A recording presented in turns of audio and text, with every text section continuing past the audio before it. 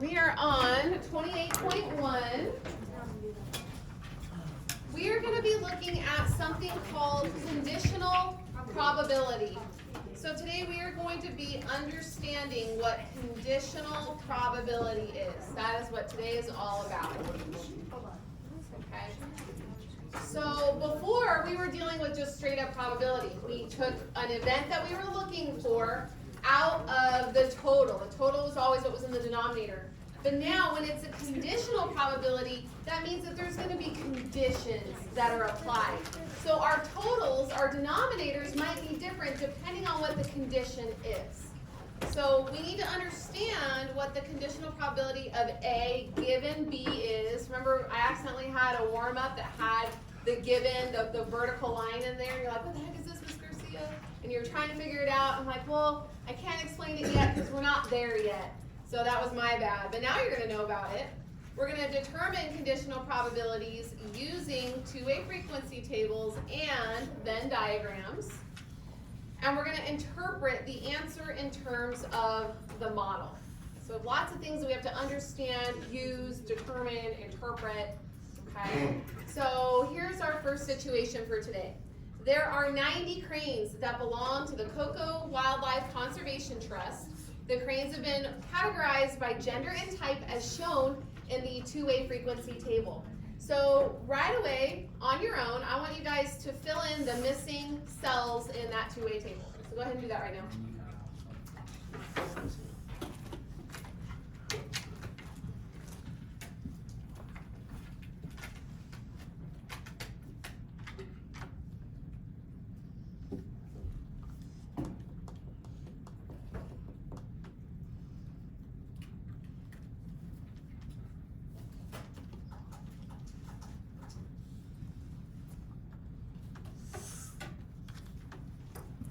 Shouldn't take you long. All you're doing is adding.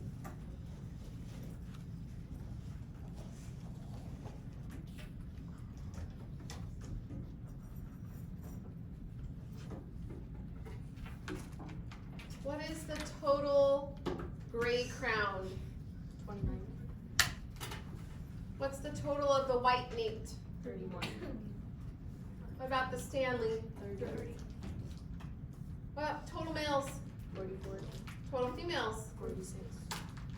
And anytime you have a two-way frequency table, it is a good practice. It's always best practice to verify that the total is true. Like 44 plus 46 does add up to 90. 29 plus 31 plus 30 does add up to 90. You want to make sure that your values are what they're supposed to be. If they're off, then you want to make sure you identify it now before you start answering questions about it. Okay. All right, so part A was to complete the table. That's all done. Now it says if a female crane is selected at random. So we know for a fact it's a female, okay? This would be considered given information. What is the probability that it is a Stanley crane? So we know that we're picking a female, so we only need to look at the female cranes. How many female cranes are there? 46. So that is going to be our total. It's not the total this time because we're not looking at male and female. We know for a fact we are picking a female, okay? How many of the females are Stanleys? 19. So 19 out of 46 is what our probability is, and we need to type that into our calculator to get a decimal so that we can convert it to a percent. So you're always going to want to convert it to hundredths. So 19 divided by 46, how should I round this? 0.41, right? So it's 0.41, which is the same as 41%. Okay, so here's our first example of how something can be presented to us. They didn't use the word given, but when we read it, we can determine what the given information is because that's a condition that has to be applied. All right. Letter C, it says calculate the probability that a crane is a Stanley crane given that it is female. So female is what is given. It has to be a female crane that we are picking. So how would I set up this fraction? Stanley crane given that it is female. 19 over 46. So it's exactly the same as part B, which we already know what the answer is. It's 0.41 or 41%. So guys, it's all in the wording. Notice these are two questions that look completely different, but their setup is exactly the same because even though they used a different way to word it, they meant the same thing. We were given that it's got to be a female crane, and we're trying to figure out, well, what's the probability of picking a Stanley female crane? So it's all in the wording, okay? You have to be very careful. You can have different wordings and get the same results, okay? All right, so the next part is that we found the probability that a crane is a Stanley crane given that it is female. This is a conditional probability. So there's our first time seeing it officially. If you look over under math terms, under the right-hand side box over here, it says a conditional probability is the probability that an event occurs given that another event occurs. So it has a condition that it has to see through, okay? So we know that the crane is female. Whatever one we pick, we know it's a female. That's the condition. Then you can find the probability that it is a Stanley crane. So Stanley cranes that are female out of the total females, okay? Because female was the condition. In probability notation, so this is new for you guys, you can show conditional probabilities using a vertical line. The probability that a crane is a Stanley crane, given that it is female, is written like this. P of Stanley with that vertical line and then female. The line represents the word given, and whatever goes after the line, that is the given information. And you can think of it as, well, it's to the right of that vertical line. Think of it like a fraction bar, even though it's not. Well, that should be what goes in the total. Okay, so the female is given, so that should be the total females. That should be the denominator of the fraction for the probability. If you denote these events by their initial letters, this conditional probability is written, because we don't always write these out, all the words. We use the first letter for its initial of the word. So probability of S given F. And it's read exactly the way I said it, the probability of S given F. So there over under the writing and math box there on the right-hand side, probability notation, the probability of A given B is written as P of A with that vertical line and then the B. The given information always comes after the vertical line. Okay, so that's a lot of new information for today. Go ahead and turn the page. Let's practice the notation first. So number 2, it says write the following probabilities using probability notation. So it says the probability that a crane is male given that it is a gray-crowned crane. Say that 10 times fast. Gray-crowned crane. That's the given information. Okay? So that has to come after the vertical line when we write the notation. It's not asking for what it is, it's just asking for the notation. So probability, so P for probability, it has probability the crane is male, so that's what goes first. So M for male, and then the vertical line for given, gray-crowned crane, I'll use a capital G for that. So probability of M given G. And that's how you write it. That's the notation. Letter B, the probability that a crane is a gray-crowned crane given that it is male. So this time, the given information is male. So how should I write it this time? G vertical line M, right. So probability of gray-crowned crane given that it is male. Okay, order matters. Matters big time. Even though these are using the same letters, you're going to see in a little bit that it really does matter. They're not going to give us the same probabilities. Order matters. All right, so the probability that a randomly selected white-naped crane is female. White-naped crane is female. So the given information is which one? The white-naped or the female? Female. White. It's actually the white-naped. A lot of you guys said female first. We're selecting a white-naped crane. This is what's given. We're trying to find the probability that when we select a white-naped crane, that it is female. Okay? So the white-naped crane is what is given. So this is where it gets tricky, because you got to read the wording and you have to decipher, okay, what's the given information and what is what we're looking for. So that's where it gets a little tricky, even for me. So don't feel bad if you get confused or if you switch it around. It'll come with practice, okay? So it's hard to explain what's the one exact way to do a problem, because there isn't one with these. You just have to read it and decipher the wording. So probability, we're looking for a female, so that comes first. So F, and then vertical line W for white-naped crane. F given W. Okay. All right, so let's try this one together. This check your understanding box. Says the Cocoa Trust also has flamingos. They're categorized in the box or the table below. So we need to fill in this table clearly. Letter A says to complete it. So what is the total of Chilean flamingos? 29. Yeah, 16 plus 13 is 29. What about the greater flamingos? What's 17 plus 14? 31. So if I add these two numbers, what is 29 plus 31? 60. 60. So that's our total. And now the males, what's 16 plus 17? 33. And the females, 13 plus 14? 27. Does 33 plus 27 equal 60? Yes. Yeah, okay. We always need to check, because we need to double check our work, otherwise everything else will be wrong. And we don't want that. We want to take preventative measures. All right, suppose that a flamingo will be selected at random. So remember, these are all different types of flamingos. The various possible events are denoted by their initial letters. So F for female, M for male, so on and so forth. Calculate the following probabilities to the nearest thousandth. Thousandths is how many decimal places? 3. Right, so 3 places after the decimal point. So the first one is probability of M. So probability of it being male.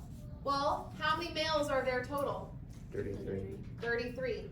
So this one doesn't have given information. It just says probability of picking a male flamingo. So that means it should be out of the total. That's a basic probability that we've been doing. What's the total? 60. 60. So 33 out of 60 is what we need to calculate. So 33 divided by 60. And it says to round it to 3 decimal places, but can I do that on this one? No. I could add a 0 after that second 5, but because it just ends right there, it's totally acceptable to just put 0.55.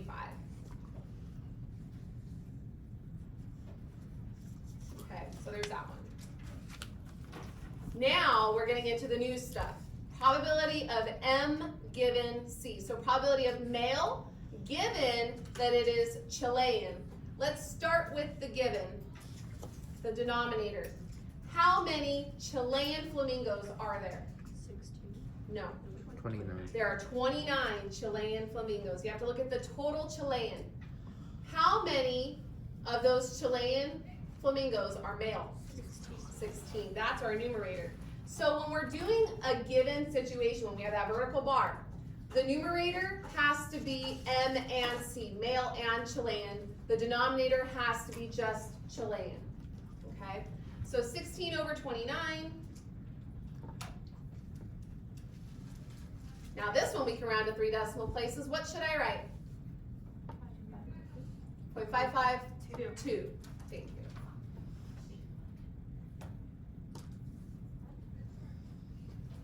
Okay. And then the third one there, probability of C given M. So probability that it's Chilean given that it's male. So this time they're using the same letters, but the male is the given information. So our denominator is the total males. How many males total are there? 33. How many of those males are Chilean? 16. 16. So it's 16 out of 33. So 16 divided by 33 is to 3 decimal places. What should I write? 0. 485. Thanks. 485. Right. And that's how we handle those. So the letter that comes after the given bar, that's your denominator. And you're just looking at that total that's on the row or the column, depending on where it is on the table. Okay? When you're just finding the probability of a single item, then the denominator will always be out of the total, okay? So I know this is a little bit new, we gotta get used to it. The only way to get used to it is to practice it. All right, letter C, it says, if a female flamingo is selected at random. I wanna stop for a second. They're telling you it's a female that's being selected. So because of that first statement, they gave us some given information about the bird that we're picking. We already know it's gonna be a female, so it's given information. To the nearest 1,000, what is the probability that it is a greater flamingo? So it says use conditional probability notation to write your answer. So we know that this is a conditional probability, so P of, we're given it's a female flamingo. So when we draw our vertical line, female, F for female needs to go after that vertical line. We're looking for a female flamingo that is a greater flamingo. That's what goes in front of that vertical line. So probability of G given F. I like to always start with the denominator. That's the given information. So we're looking at females. How many total females are there? 27. 27, so that's our denominator. How many of those females are greater flamingos? 14. 14. Okay. So 14 out of 27. To 3 decimal places, what should I write? 0.589. 519, right. So 0.519. Okay. So really all you have to remember when you're calculating these is that the denominator is always the given information total. The numerator is always the and section. The and between the two letters, G and F, the both. Okay, it would be the overlap if we were looking at a Venn diagram. All right, number 4. As part of their math course, Kate and Rob were required to do a statistical study. They selected a random sample of 80 students from their school. They asked all the selected students their grade level, 9th, 10th, 11th, or 12th, and whether or not they had $5 or more with them.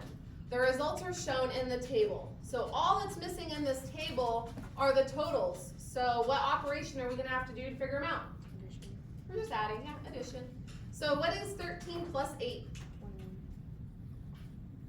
10 plus 9? 19. 9 plus 17? 26. 3 plus 11? 14. Super easy. We're just adding. Filling in those frequency tables, I like that. They're fun because it's easy. It should be easy. All right, we completed the table. Part B, it says a student's going to be selected at random from those in the sample. Find the following probabilities to the nearest hundredth. Nearest hundredth is how many decimal places? 2. 2. So 2 numbers after the decimal point is what we need to round to. All right, so the first one, letter I, says probability of $5 or more given they're in the 9th grade. So our given information is 9th graders. How many total 9th graders are there? 21. How many of those 9th graders have $5 or more? 8. 8. So 8 out of 21. And let's convert this to decimal. It says round to the nearest hundredth. So 8 divided by 21. What is this to the nearest hundredth? 0.38. So 38% of freshmen have $5 or more on them. II, or the double I, probability of $5 or more given that they're in the 10th grade. So what's the total number of 10th graders? 19. And how many of those 10th graders have $5 or more? 9 of them. So it's 9 out of 19. So when you divide that, 9 divided by 19, what do we get to the nearest hundredth? 0.47. So 47% of sophomores carry $5 or more on them. Okay. Maybe you're noticing a trend. The triple I. Probability of $5 or more given they're in the 11th grade. So the given information is 11th grade. How many 11th graders are there total? 26. How many of those 11th graders carry $5 or more on them? 17. 17 out of 26. 6.6 what? 0.65. 65% of 11th graders of juniors carry $5 or more. All right. Then the seniors, probability of $5 or more given they're in the 12th grade. So how many total 12th graders are there? 14. 14. And how many of those 12th graders carry $5 or more? 11. So 11 out of 14. What would this be to the nearest hundred? 0.79. 79% of seniors are carrying $5 or more on them according to this study. So, since the sample was selected randomly, the students in the sample are likely to be representative of the school as a whole. What do the answers to Part B suggest to Kate and Rob about the amounts of money carried by students at the school? What do you think this data tells us about how much money these students carry on them and their grade level? They carry more as like the grade level increases. Yeah, they carry more money as they get older, pretty much. Doesn't that make sense too? Yeah. As you get older, you save your money more. I would hope. I know my kids do. My son always wants to spend his money. My daughter wants to save it because she wants something bigger, better. You know, and you get more money, especially if you're getting a job. You're old enough to have a job. Okay. So we see the trend that as they're moving up the grade levels, they're carrying more money on them. So our response will be, you guys can copy what I write. The older a student is, comma, the more likely they will have $5 or more. The older a student is, the more likely they will have $5 or more. And that's part of now that's a statistical piece. We use probability to compute these values, but now this is data. So that data is a statistic. So looking at this statistic, we use that to drive our interpretation of what's happening there.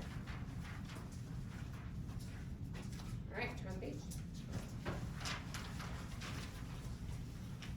We're not doing this check your understanding box, so cross that out. We are doing number 7 though. So some of the truss animals are tortoises, some are not. Some of the animals are of known gender, some are not. Let the set of tortoises be T and the set of animals of known gender be K. The numbers of animals falling into these categories are shown.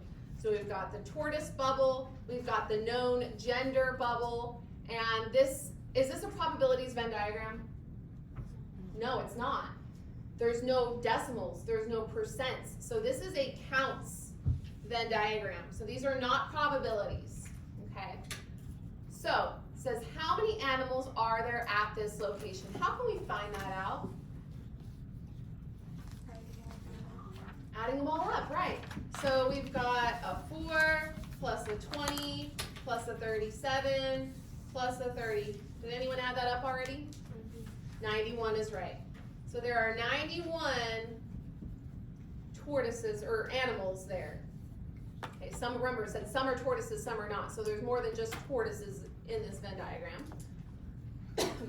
How many of them are tortoises? 24.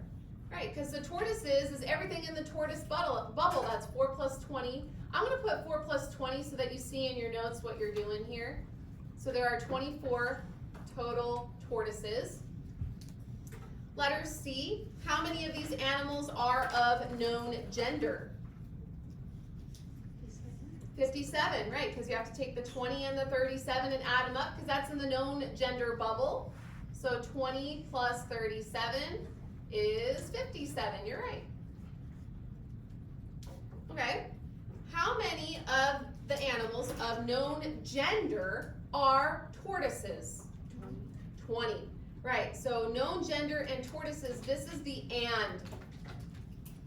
Has to be both. That's the overlap.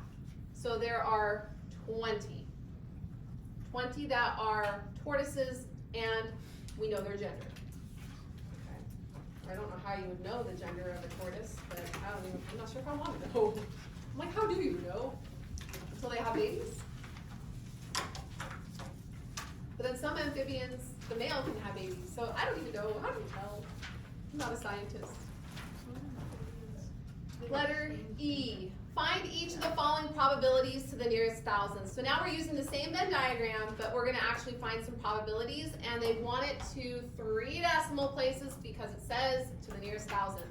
Use probability notation to write your answer. So there's another instruction that we have to follow. So the first one there says, suppose an animal of known gender is selected at random. So we know that it's known gender. This is the given, I'm gonna write it real small. You can read that, I don't know. That's our given information. It's gotta be known gender. What is the probability that this animal is a tortoise? So first off, let's write the notation. So it's P for probability. Write the vertical bar in the middle. Our given information is that we know its gender, so K. And we're finding the probability that this animal is a tortoise. So it's T given K. All right. So on that Venn diagram, the total in the denominator needs to be the total known gender. Do you guys remember what the total of the known gender was? 57. So that's our denominator. How many of those known gender are tortoises? 20, right? That was the overlap. So it's 20 out of 57, so we need to divide that. So to the nearest thousandth, what is this? 0.351. Yeah. So approximately 35% are tortoises, given that they're known gender, that we know their gender. Now it says to calculate probability of K given T. So they're using the same letters, but in the reverse order. Are we going to get the same answer? No, we're not. Remember I said order matters. So this time, the denominator is the total tortoises. Look back to the Venn diagram. What is the total number of tortoises? 24. How many of those tortoises are of known gender? 20, right? The overlap. It's got to be both, tortoise and known gender. So 20 out of 24, this one's going to be a higher number. 20 divided by 24. What is this to the nearest thousand? 833.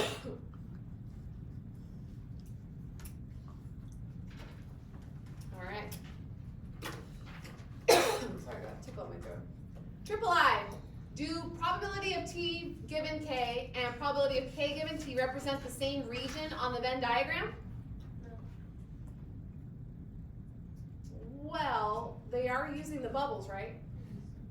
So they are representing the same region, but are their probabilities equal? No. So they are representing the same region because we're looking at tortoises and known gender. One of them had the total being the known gender, that was the given information out of 57. The other one, the total was the tortoises, and that was 24. So they're still using the bubbles, it's still the same region, but they're used differently, so that's why their probabilities are different. So for our explanation, this one's a kind of a long one, so you might want to write small to fit it in here. I'm going to put, they do represent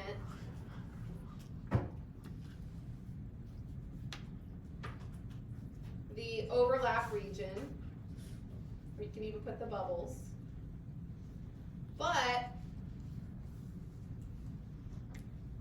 their probabilities, and I'm abbreviating probabilities, I'm going to put prob, but their probabilities are different. I'm going to put DIFF for different, because the totals aren't the same. They had different totals, because one we were looking at the total of the known gender, the other one we were looking at the total of the tortoises. So they do represent the same overlap region, but their probabilities are different because the totals aren't the same. So, in the fourth part there, it says suppose a tortoise is selected at random. So, we're selecting a tortoise. This is our given information. We're given it's gonna be a tortoise, okay? What is the probability that its gender is not known? So that's the word not. So it means we have to use that little C, the complement, right? So it's probability. We need the vertical bar in the middle.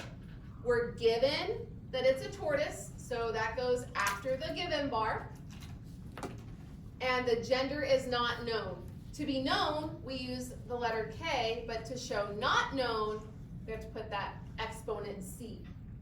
So the probability of K complement given T. Okay. What was the total number of tortoises? 24, so that's our denominator. The numerator has to be the total number of tortoises, but we don't know their gender. 4. Right, it is 4. Here's the tortoise bubble. Known gender is 20. We don't want to know their gender, so that's the remaining 4. So it's 4 out of 24, and we got to divide that. It's going to be a small decimal. What is this to the nearest 1,000? 167. Yep. So that's where it can get a little tricky. Okay, but if you talk yourself through the wording, sometimes it helps when you say something out loud. I know that helps me. So do what works for you. Some of you guys are better at deciphering the English than even me. So you do what works for you. All right, we're gonna do this, check your understanding. Number 8 says, at Annabelle High School, some students take Spanish and some do not. Some students take an art class and some do not. Let S be the set of students who take Spanish and A be the set of students who take an art class. The numbers of students in the various combinations of these classes are given in the Venn diagram. Okay, so we've got Spanish bubble, we've got art bubble. None of these are decimals or percents, so this is a counts Venn diagram. It's just counting up the number of students in each category. Okay, so in part A, it says if a student is selected at random from the school, what is the probability that the student takes Spanish? So we're just looking for P of S. So how would I set up the fraction here?